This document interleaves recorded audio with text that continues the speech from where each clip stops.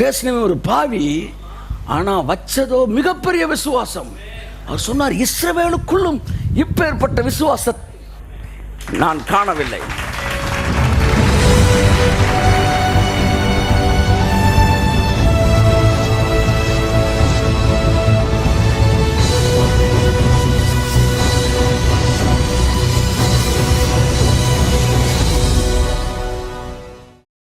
ஒருத்தர் சொன்னா, ஆண்டவரே நான் உங்கள்கிட்ட வர்றதுக்கு நான் பாத்திரனே கிடையாது. நூற்றுக்கு அதிபதினா எத்தனையோ பேர் அடிச்சு லஞ்சம் வாங்கியிருப்பாங்க, பொய் கேஸ் போட்டிருப்பாங்க. அந்த காலத்தில் யோவான் ஸ்நானன் பிரசங்கமே என்ன தெரியுமா? நீங்கள் ரோம போர்ச்சர்கள் உங்களுக்கு உரியதுக்கு மேலே ஒன்றும் வாங்காதீங்க. ரோம போர்ச்சர்கள் மோசமானவங்க அந்த காலத்தில். அதில் நூற்றுக்கு அதிபதினா ஐயோ அராஜகம். ரோட்டில் போயிட்டே இருக்கும்போது ஒரு யூதன் போகும்போது வாழான்னு கூப்பிடான் நூற்றுக்கு அதிபதி. என்னங்கன்னா அவனை டம்முன்னு அடித்து இழுத்து இவன் கொண்டு ஒரு ஊர்லேருந்து வந்துக்கிட்டு இருப்பான். அந்த 4 பேக்கையும் தூக்கி அவன் ஷோல்டரில் போனான், வச்சு வீடு வரைக்கும் விட்டு வா. இவன் அப்படியே தூக்கிட்டே வரணும். ஐயா நான் இந்த சைடு போகிறேன், விட்டுட்டு போடா. இன்றைக்கி லிஃப்ட்டு கேட்பாங்க பார்த்தீங்களா? ஆமாம், ஏற்றிடணும் நீங்கள். அதை மாதிரி லிஃப்ட்டை தூக்கி உள்ளே வச்சுருவான், மேலே வச்சுருவான் வெயிட்டை தூக்கி. அவன் தான் லிஃப்ட்டு.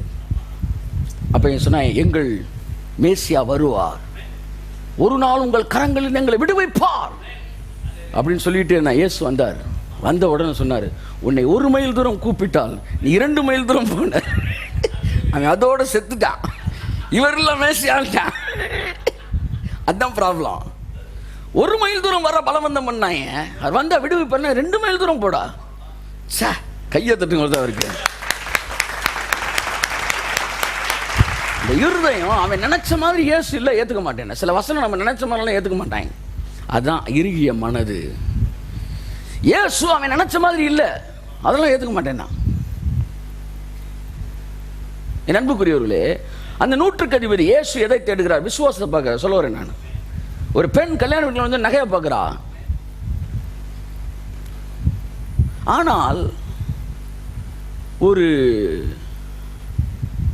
ஆனால் தேவனாகிய கர்த்தர் குமாரனாய் இயேசு கிறிஸ்து ஒரு கூட்டத்தில் வரும்போது விசுவாசம் பார்க்குறாரு. அவனுடைய பாவத்தை அவர் பார்க்க இல்லை. அதை புரிஞ்சுக்காங்க. இன்னைக்கு பிரசங்கிகள் பாவத்தை பற்றி பேசிட்டு இருக்காங்க. பைபிள் தெளிவாக சொல்லுது, அவர் பாவத்தை பார்க்காத சுத்த கண்ணர். அப்போ எதை பார்ப்பாராம்? நான் சொல்றதுக்கு எல்லாருமே வசன ஆதாரம் இருக்கு. அவர்களுடைய விசுவாசத்தை. அப்போ இந்த நூற்றுக்கு அதிபதி விசுவாசத்தை பார்க்கறாரு எங்களுக்கு தெரியும் சார், ஆனால் பாவத்தை பார்க்கல நீங்கள் எப்படி சொல்லலாம் அப்படின்னு கேட்டிங்கன்னா, பாவம் ஒருத்தன் இருந்தாலும் தேவன் அவன்கிட்ட விசுவாசம் இருந்தால் பாவத்தை பார்க்க மாட்டேன்றார்.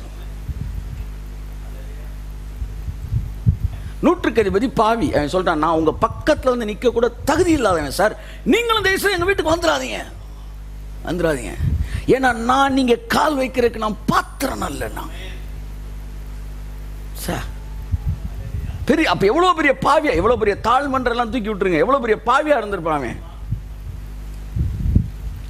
அவன் சொன்னான், நான் பெரிய பாவி, நான் அதிகாரத்துக்கு கீழ்பட்டவன் தான். எனக்கு மேலே நிறைய லெப்டினன்ட், கர்னல், ஜெனரல் நிறைய பேர் இருக்கிறாங்க. ஆனாலும் நான் கீழ்பட்டவனா இருந்தும் எனக்கு கீழ்பட்டிருக்கிற 100 பேர் இருக்காங்க. ஒருத்தனை போகிறான், ஒருத்தனை வானா வர்றான். நான் வெறும் 100 பேர், நூற்றுக்கு அதிபதி தான் போர்ச்சவரில்.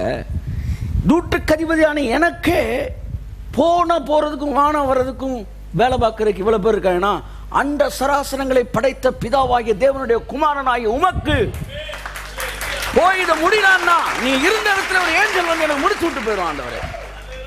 அப்படியே திரும்பிட்டாரு, பேசினாரு, ஸ்டன் ஆயிட்டாரு. பேசினவன் ஒரு பாவி, ஆனா வச்சதோ மிகப்பெரிய விசுவாசம். அவர் சொன்னார், இஸ்ரவேலுக்குள்ளும் இப்பேற்பட்ட விசுவாச நான் காணவில்லை. ஹல்லேலூயா! இப்படிப்பட்ட விசுவாசத்தை பார்க்கவில்லை. The highest level faith is understanding the angelic ministries.